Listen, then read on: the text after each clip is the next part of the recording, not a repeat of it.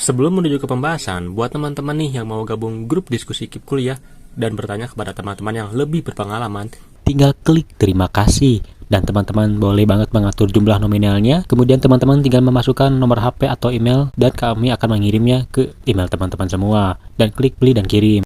nah buat teman-teman nih yang masih belum subscribe channel ini, silahkan klik subscribe. Kenapa? Karena kedepannya kami akan membahas putar KIP kuliah yang tentunya menarik dan bermanfaat untuk teman-teman semua. Jadi jika berkenan, monggo di subscribe. Halo teman-teman, kembali lagi nih dengan channel kesayangan kita. Nah, pada video kali ini aku mau membahas hal yang masih banyak ditanyain oleh teman-teman semua, yaitu apakah di kampus di interview.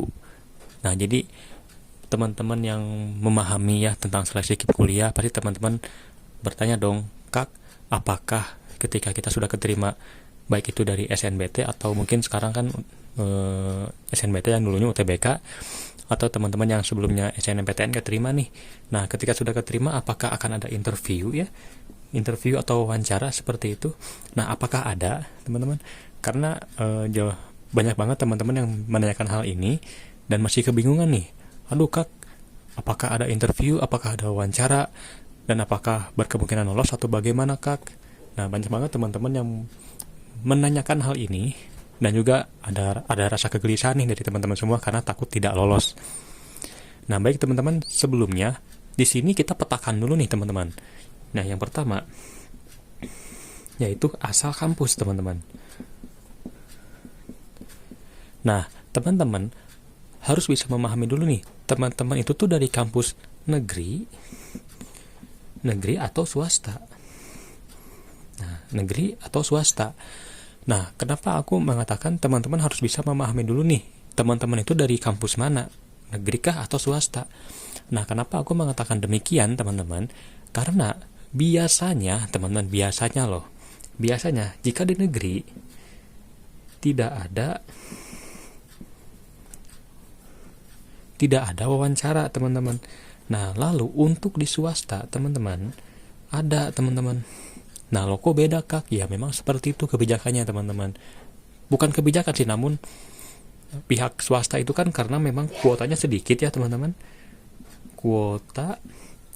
Nah, karena kuotanya sedikit, maka mereka itu harus jeli banget untuk memilih penerima KIP kuliah. Nah, makanya di swasta cenderung lebih memilih untuk mengadakan interview atau wawancara.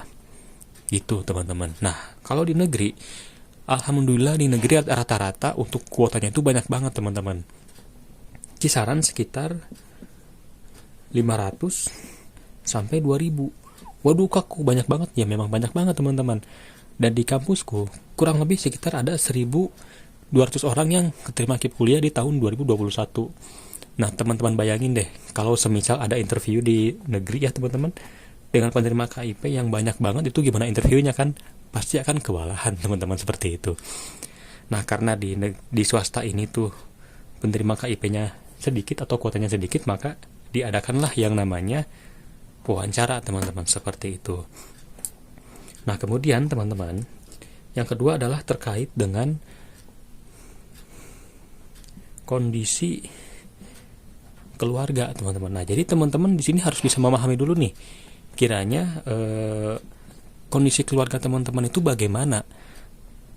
Bagaimana sih kondisi teman-teman semua di keluarga ya, teman-teman? Itu baik itu dari ekonomi ya, terutama ekonomi.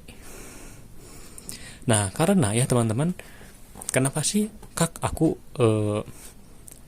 punya SKTM, aku punya data-data yang diperlukan untuk KIP, tapi kok aku masih diwawancara, kenapa?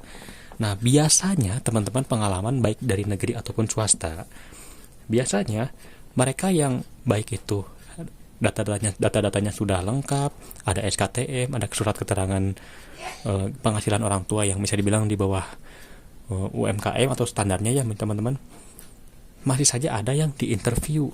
Kenapa bisa terjadi? Karena kampus curiga, teman-teman, seperti itu. Sebetulnya enggak juga sih, ada juga yang memang diwawancara karena memang ingin tahu nih kampus itu penerima KIP-nya bagaimana. Nah, namun ada saja kampus yang memang curiga terhadap para pelamar KIP kuliah, dan ini bukan terjadi di swasta, tapi di negeri juga banyak. Karena pengalaman teman-teman saudaraku yang keterima di UPI ya teman-teman, penerima KIP, dia diwawancara oleh pihak UPI teman-teman. Nah namun aku tidak. Nah di sini kan ada satu perbedaan nih teman-teman. Kok bisa dia diwawancara sedangkan aku tidak? Nah ternyata ketika diusut masalahnya apa, ternyata saudaraku ini tuh disinyalir memasukkan data-datanya.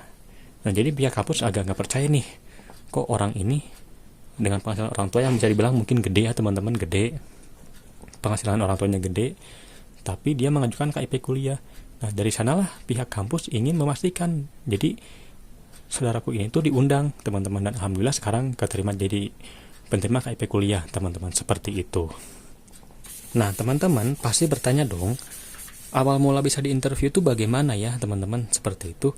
Nah yang pertama, teman-teman kan daftar ke kampus itu kan melalui websitenya ya. Nah teman-teman kan daftar KIP sebagai penerima KIP di kampus tersebut kan melalui websitenya, dan teman-teman juga kan mengisi data diri, data keluarga, kemudian data penghasilan orang tua, surat keterangan tidak mampu, dan lain-lain. Nah teman-teman itu harus bisa banget yang namanya itu jeli ketika mengisi data. Kenapa jeli? Karena ada beberapa data-data, semisal data keuangan ya teman-teman, semisal keuangan dari gaji orang tua harus dikurangin dengan kotornya berapa, semisal ada uang listrik, ada uang beli makan dan lain-lain.